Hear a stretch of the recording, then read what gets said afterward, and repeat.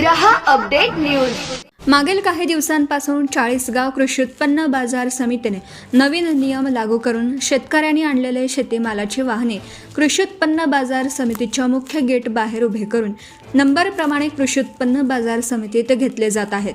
यामुळे शेतकऱ्यांना वाहनांचे भाडे जास्तीचे द्यावे लागत असल्याने शेतकऱ्यांना आर्थिक फटका बसत असल्याने शेतकऱ्यांचे वाहने मार्केटमध्ये घेऊन धान्य खरेदी करण्याची मागणी कृषी उत्पन्न बाजार समिती सभापती प्रदीप पाटील यांनी 15 रोजी रयत सेनेने निवेदनाद्वारे केली आहे। शेतकऱ्यांना वेठीस धरल्यास रयत सेना शेतकऱ्यांना सोबत घेऊन कृषी उत्पन्न बाजार समितीचे मुख्य प्रवेशद्वार बंद करून तीव्र आंदोलन करणार असल्याचे रयत सेना संस्थापक अध्यक्ष गणेश पवार यांनी इशारा दिला आहे। चाळीसगाव कृषी उत्पन्न बाजार समितीने नवीन नियम लागू करण्यापूर्वी शेतकऱ्यांनी आणलेल्या वाहनातून धान्य आडत दुकानासमोर उभारून खाली करून वाहने निघून जात होती। आता मात्र बाजार समितीच्या बाहेर भर रोडवर वाहने उभी केली जात असून यामुळे शेतकरी अडकून पडत आहेत।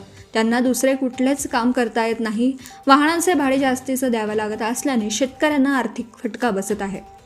शेतकऱ्यांना वेठीस धरण्याचं काम कृषी उत्पन्न बाजार समितीचे सभापती व प्रशासन करीत आहे। तसेच सध्या उन्हाळ्याचा दिवस असल्यामुळे धान्य विक्रीसाठी आणलेले वाहने घाट रोडवर तासनतास उभे करावी लागत असल्याने शेतकरी उन्हाच्या तीव्रतेने कमालीचा त्रस्त झाला असून चाळीसगाव कृषी उत्पन्न बाजार समितीचे सभापती, उपसभापती व प्रशासनाने शेतकऱ्यांचे धान्य, ज्वारी, मका, बाजरी, गहू व इतर धान्य भरून आणलेली वाहनं गेट बाहेर उभे न करता कृषी उत्पन्न बाजार समितीच्या आडत व्यापाऱ्यांकडे कुठलाही नंबर न लावता शेतकऱ्यांनी पोत्यामधून व वाहनांमधून आणलेले धान्य कृषी उत्पन्न बाजार समितीत उतरून तात्काळ वाहने सोडून देण्याचे कृषी उत्पन्न बाजार समिती सभापती प्रदीप पाटील यांनी 15 रोजी रयत सेनेच्या वतीने निवेदन दिले।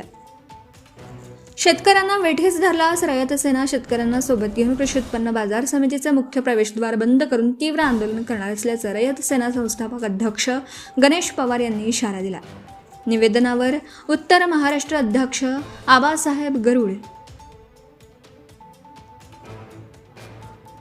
कार्याध्यक्ष गोविंद वाघ, उपाध्यक्ष गोकुळ पाटील, तालुका अध्यक्ष प्रदीप मराठे, शहराध्यक्ष शिवाजी गवळी, तालुका उपाध्यक्ष भरत नवरे, मुकुंद पवार, संघटक दीपक देशमुख, सुधीर पाटील, ज्ञानेश्वर सोनार, गणेश देशमुख यांच्यासह शेतकरी धनराज पवार, भोलेनाथ पवार, वसंत पाटील, देवेंद्र बोरसे, किरण आहेर, शिवाजी मरेकर, मच्छिंद्र पवार, पवन राठोड, लखम राठोड, लक्ष्मण पवार, भगवान राठोड, कांतीलाल राठोड यांच्यासह रयत सेनेचे पदाधिकारी व कार्यकर्ते यांच्या स्वाक्षऱ्या आहेत। ब्युरो रिपोर्ट मुराद पटेल। आधीच्या प्रमाणे शेतकऱ्याचा माल लिलाव खरेदी होत होता त्याचप्रमाणे आता कारण आता रोडावर 2 ते 2.5 किलोमीटरपर्यंत ज्या लाईनी लागलेल्या आहेत त्या लाईनी असल्यामुळे ड्रायव्हर किंवा काही पाण्यासाठी खाली उतरला त्याचा नंबर जातो, गडबड करतो, एखादं वाहन मागे पुढे घेण्याच्या याच्यात जर काही अनुचित प्रकार घडला याला जबाबदार कोण राहील?